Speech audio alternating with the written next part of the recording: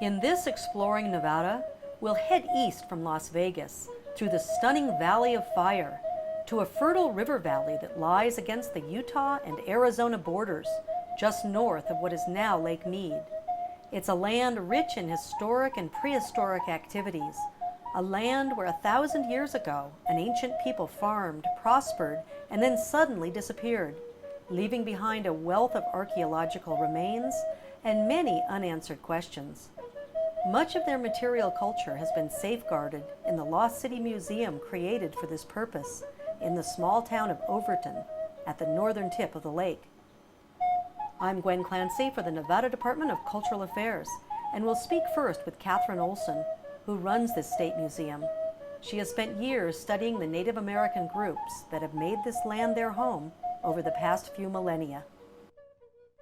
What was this museum all about? Why was it created and when? Okay, the museum was created in the 1930s, 1935 to be exact.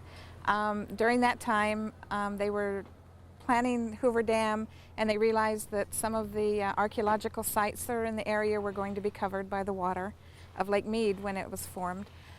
So the government sent in the Civilian Conservation Corps to do some excavations. And the artifacts that came out of those excavations were then housed in this museum that they built at that time, also by the Civilian Conservation Corps. Behind us, Catherine, there are some pueblos that we'll be looking at. What is the story on those? Okay, those pueblos are situated on an actual Anasazi site. The Lost City sites go for 30 miles up and down the Moapa Valley that runs along the Muddy River here. And when they decided to build the museum, some land became available that had some of these sites actually on it, and they had the foresight to incorporate those sites into the museum exhibits rather than destroy them to build the museum.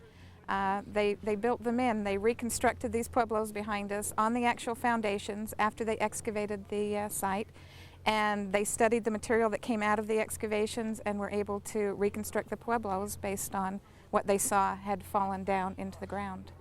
Okay, and so those pueblos would be called reconstructions then? Reconstructions on the actual foundations of probably a 11th century Pueblo site. Okay, and also there's a place over there that we can show some footage afterwards of it. There's a hole in the ground in front of your museum. Yes, there is. People keep wandering over there to look into that hole in the ground. What is that? A domed hole in the ground. That is a pit house, and that was actually another living structure that was located right here. It's an earlier structure than the Pueblos. When the people first settled in this valley and began farming, they're people we call the basket makers, and they lived in these pit houses, which they dug down into the ground and placed a dirt and wooden structure over the top, a dome, and this was the first housing that the people had. And what time period are we talking about there? We would be talking after the year 1 AD up until around 600 AD. Let's talk about the Anasazi for a minute, and I understand there's different terms for the Anasazi. The common term has been Anasazi, and it's still in use in a lot of places. We use it in our museum still. It's being slowly replaced by other terms. Some of the modern day Native Americans feel that the term Anasazi is not really fitting, that describes who their ancestors were, so the word ancestral Pueblo is being used in many areas and may someday replace Anasazi in the literature. Right now they're both being used. Okay, so Anasazi or ancestral Pueblo, and these people came here maybe roughly, we don't know for sure, but 2,000 years ago? Around there, And then mysteriously disappeared 800 years ago, which is a big mystery still, and it's why this place is called Lost City. What is your take on it? I know you've studied a lot. What do you think happened to these people?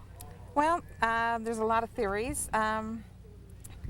In the past, probably the most popular theories were drought and disease. I think now anthropologists, archaeologists are trending towards more social upheavals that were occurring throughout the Southwest at the same time. Droughts did occur, but they occurred other times too, and they always returned. Disease, the same story. We don't find, a lot of evidence of disease, but the anthropological theory now is that there was social changes going on that were making it difficult for smaller areas to survive, and that eventually all these people gathered in much larger areas, like where the Hopi Indians are today and the Rio Grande Pueblo people. To get an overview of the land where these ancient people once lived, we drive south a few miles from the museum, up onto a dry mesa. Our guide is museum archaeologist Eva Jensen. Eva, let's start out by saying where we are. Can you get us oriented in terms of where Las Vegas is and the states that we're looking at? Okay, great. Las Vegas is probably about 50 miles in that direction. And Arizona are the mountains that you can see behind us here. Not too far, another 40 miles in that direction. And we've got Utah that's kind of up in that direction. Yes.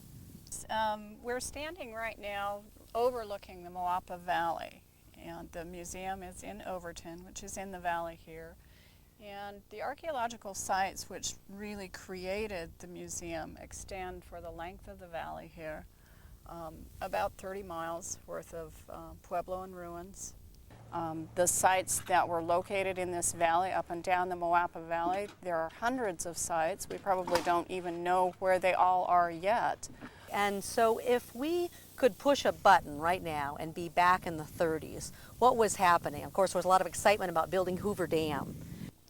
When they did the surveys and discovered where the waters of Lake Mead would rise to, they realized that a lot of archaeological sites would be impacted and in fact flooded by the waters of the lake.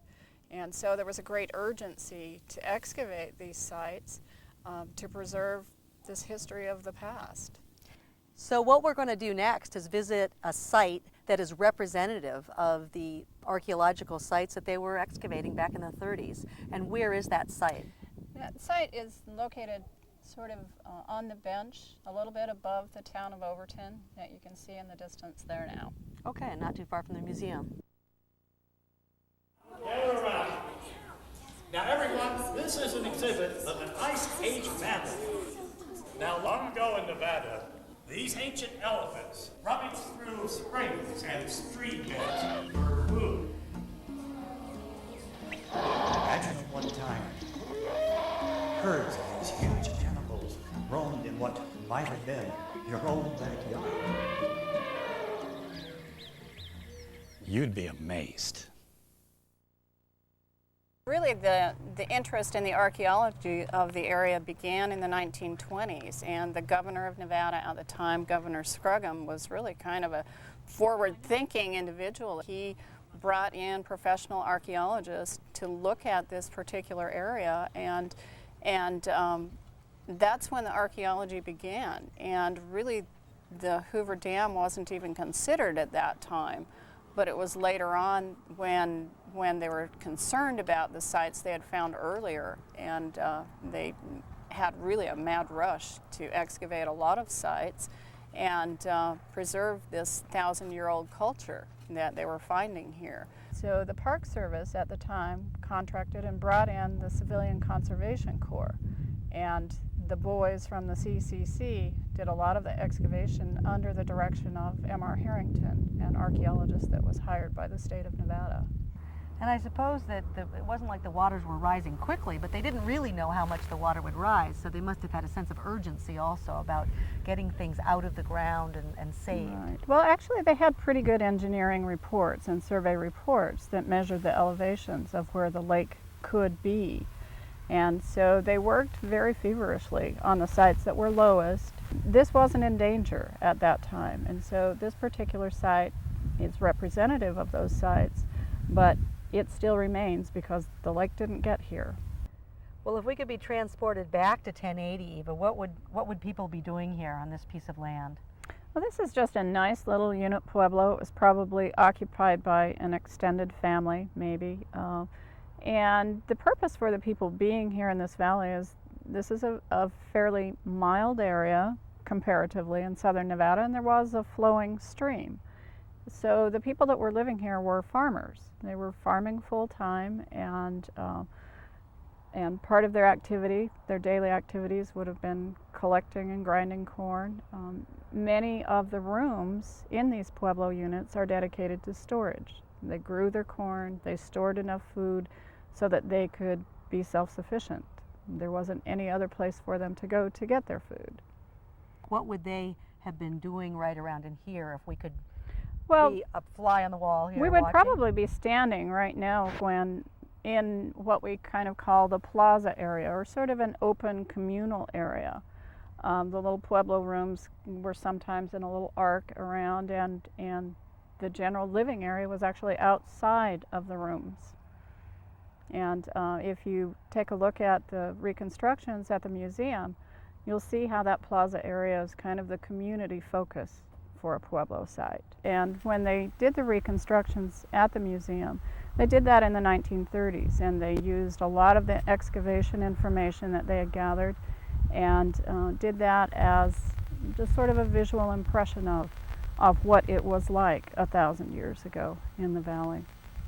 And the adobe, and this is from the hills over there. Well, it's actually from the valley floor. They probably would have gone down just right, the river is right behind us there, and they would have gone down and brought up the adobe clay from down there and carried water in pots to mix up the mud and then placed it on there. So yeah, it was a bit of work to build a house. Well, then jumping forward 1,000 years or so, let's say, but to 1930 when they were excavating, you've got some great photographs in the museum of the CCC, the Civilian Conservation Corps men working and looking pretty excited about what they were finding, getting some of those pots that were unbroken and the different things that they pulled out of the ground. You know, what was going on with them when they were here? I imagine that would have been really exciting, especially for young men that were coming from all over the country. A lot of the men that worked here were actually from Ohio, and I had the opportunity to talk to a man who had worked on the project, and he said it was just very exciting in a whole different world from where he had been. But a lot of times in those excavations they did find whole pots or nearly whole vessels. So it would have been just an amazing time of discovery. We have artifacts in the museum, many whole pots and those kind of things that are priceless today. They're such an important piece of the past that, you know, to come to the museum and you can actually almost reach out and touch them, per se. You can actually see the fingerprints of the people that built the house 1,000 years ago. It's pretty amazing. Wow. For a little while, it was a tourist kind of a thing, and Union Pacific was involved at the time. There was a rail spur that came into the valley here, and there were special excursions. You could travel from Las Vegas for $1.50 and come out and see the fabulous Lost City, which were these Native American ruins in the valley here. The pueblos here that you've got right here at the museum, Eva, are reconstructions then? That's right. The reconstructed pueblos, these were actually done in the original museum building portion of the time frame. The Civilian Conservation Corps, again, they were creating displays, and the pueblos that you see here were built from the information that was gained in the excavations. And they could figure out then how high the walls should be? Well, some of the sites that they were excavating actually had a little bit more substantial wall than what we were looking at up there. So they had a good idea of what the floor plan was, and they knew where things like the interior hearths, the cooking area was. And these are recreated. They could see where some of the beams had fallen. And so these were recreated to give museum visitors at that time a visual impression of what life was like 1,000 years ago. Well, I bet these particular things must be really popular for visitors. Oh, everybody loves these. Kids of all ages love these. So a lot of people look at them, and I think some people are glad that they live now, and some people harken back to a simpler time, and maybe a little mud hut away from the Las Vegas Strip might be a fun place to be.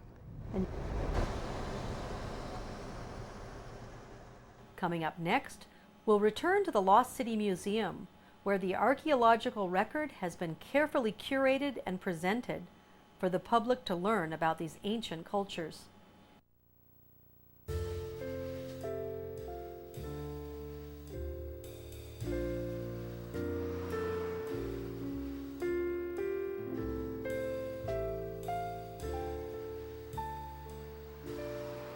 Children ask where you got married.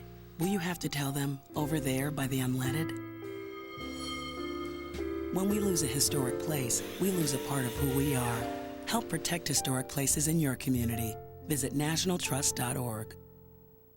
Welcome back. On this episode of Exploring Nevada, we are at the Lost City Museum in Overton, Nevada. This is a museum that was built around Anasazi ruins, and what we have been talking about is the Anasazi culture. Catherine, this is an exhibit that is actually an archaeological...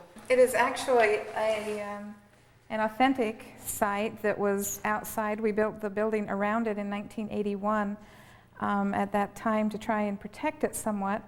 And we found that really didn't help too much. So what we did was set up the site as it would appear to an archaeologist who was coming upon the site, discovering it for the first time, laying out their grids to do their work, showing some of the tools that they would have used to do the excavation.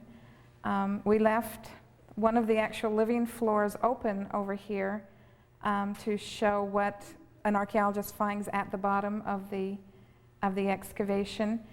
And then the last two rooms we covered over to show what the living floor would have been like when the people were actually living on it. So the kinds of tools that were used in the 30s, let's say, when you were talking about the civilian corps doing their archaeological digs, was that pretty much very similar to what we have now? I mean, I see a shovel out there. Right, pretty similar. Of course, technology has changed some of what archaeologists do, but the basic moving of the dirt is much the same as it was back then. We use shovels to take care of the overburden.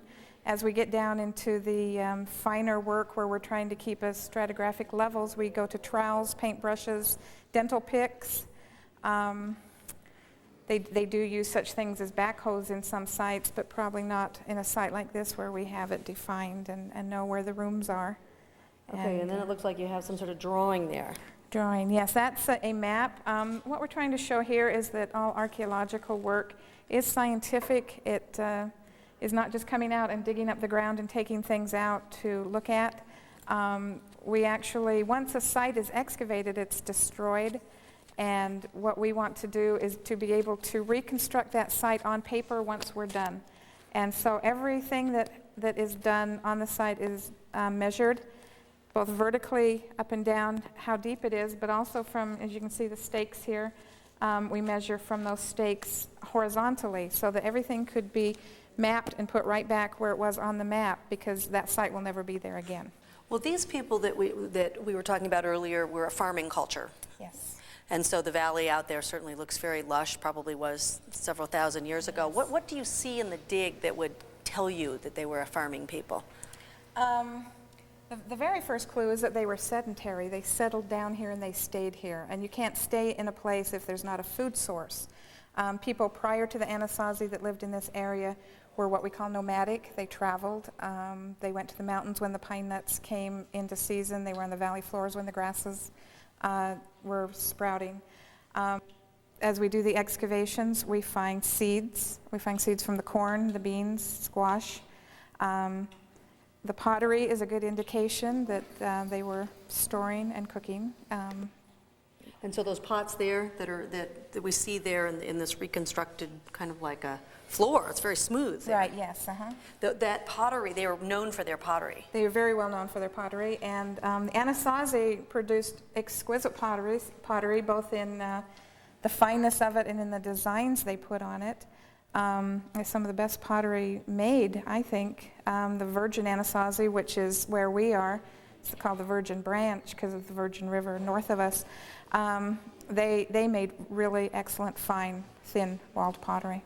Now, can people redo that? Have there been attempts to make that same kind of pottery, and what kind of results did they get? There have been, yes. There are people that are actually doing it the traditional way without the wheel. Of course, the Native Americans did not have the wheel. How did they get it so rounded like that? It's amazing. They did a coil method and scraped it down, but as you can see, the symmetry of it is perfect. The designs that are painted on them are perfect. It's just a skill. Kathy, let's talk for a minute about the Paiute culture. We were talking about the Anasazi ability to make these really fine pots that we see up on top here. their incredible, mysterious ability, I guess, since we've had trouble reconstructing them. But the Paiutes, in contrast, were known more for their basketry. Paiutes, who came in after the Anasazi, we think maybe about 1000 AD, were again a nomadic tribe. They followed the lifeways of the people that were here before the Anasazi. Anasazi being sedentary and farming, Paiutes were nomadic. They followed the crops from place to place. When you're traveling, it's difficult to carry heavy objects and fragile objects. So basketry became very important once again. And the Paiutes are known for very fine basketry, and we find almost every size and shape imaginable that they were using for the various purposes. Is that one way that you can tell a sedentary culture then from a nomadic one? Is basketry versus pottery? Is that? It's not real cut and dried because a lot of farming groups also make baskets. One differential may be that the Anasazi are so much older that a lot of their basketry hasn't survived, and they maybe used it a lot more than we think they did. We do know that the pottery of the Paiute seems to be rarer. It's of a different kind. It's not as finely made. It's a more coarser pottery. And we do find it in the Paiute sites quite often, but very rarely as whole vessels. And the basketry has these really interesting designs. Are they telling stories, or is it a way of showing off their craftsmanship? Yeah, I'm not sure we know that for sure. And some of them have been identified as having particular meaning, and particularly what you're looking at in a lot of these cases is historic Paiute basketry, and it was made for a specific purpose for sales. And so they were putting things into it that they thought people would like as a design. You find a lot of the geometrics that you find in pottery designs, but you find a lot of natural forms like butterflies and birds and other things like that they are putting in, and that probably had some meaning. Further north, they've interpreted baskets much more than we have down here as to what the different elements mean. And are the southern Paiute baskets very similar to the northern Paiute baskets? To the northern Paiute, yes. They use the same materials pretty much. We have a willow base for the most part, and then the designs are done with things like cat claw. North, they would be using other design material because maybe the desert plants don't grow up there. But they're pretty similar to a northern Paiute. And then in terms of the footwear, I see that in your exhibit cases you also show slipper. Well, I don't know if they would call them sandals or slippers. Sandals, yeah. In this case, the sandals are made out of a leather-type material. It may be a mountain sheep and be prehistoric, or these may be a little more later and taken from a domestic animal. The other little sandals are made out of yucca fibers and are certainly very similar to what Anasazi used for sandals. In the photograph that you have in the exhibit, it looks like they had the footwear is maybe a little fancier. Yeah. Now that picture would have been taken, of course, after contact with the white man, and sometimes some information was brought in from other groups. And sometimes these pictures, the photographer actually brought the clothing and had the Native Americans dress in the clothing he brought. So sometimes we find Paiutes dressed up in Plains Indian buckskin in some of the early pictures. So. Wow, well, that would really throw off an it sometimes anthropologist. does, yeah. What else were that you have here that we should draw attention to in particular for the viewers? Certainly the water jugs that are coated with pine pitch to keep them so that the water would stay in them. They have so those are baskets that are actually coated with pine pitch to make them waterproof, yeah. And does it work? We haven't put water in these because of their age, but others have proven to. Okay, so a very different culture than the Anasazi, yes, from what we can tell.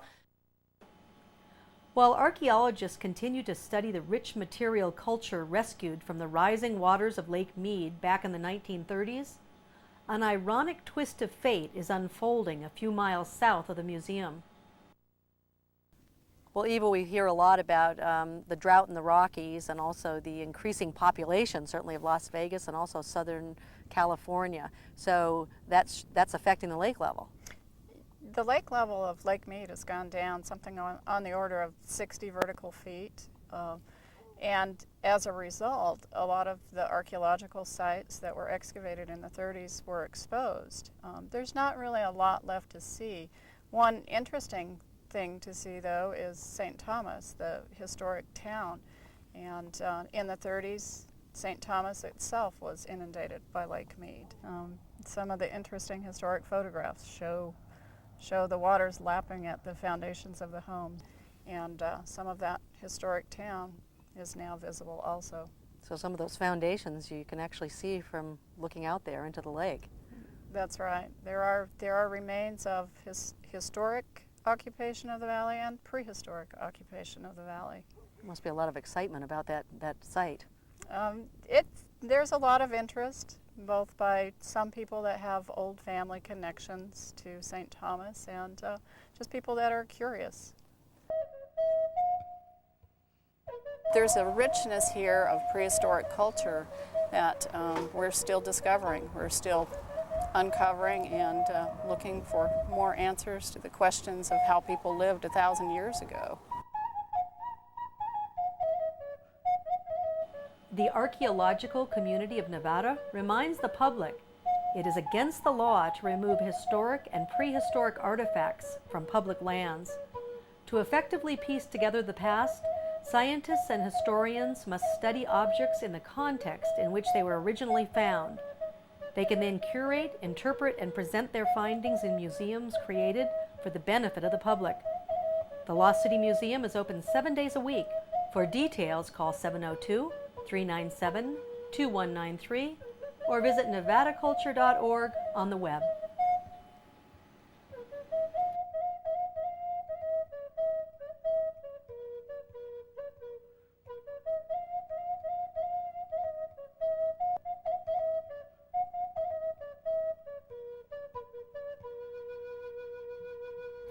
The state of Nevada operates 7 museums for the public: the Nevada Historical Society in Reno, the State Museum and the Railroad Museum, both in Carson City, the East Ely Depot Museum, Lost City Museum at Lake Mead, the State Museum and Historical Society in Las Vegas, and the Nevada State Railroad Museum in Boulder City, now offering monthly train rides. The museums are part of the Nevada Department of Cultural Affairs, along with the State Library and Archives, State Historic Preservation Office, and Nevada Arts Council. For more information, please visit nevadaculture.org or contact the Nevada Department of Cultural Affairs at 775-687-8323. And see you next time on Exploring Nevada.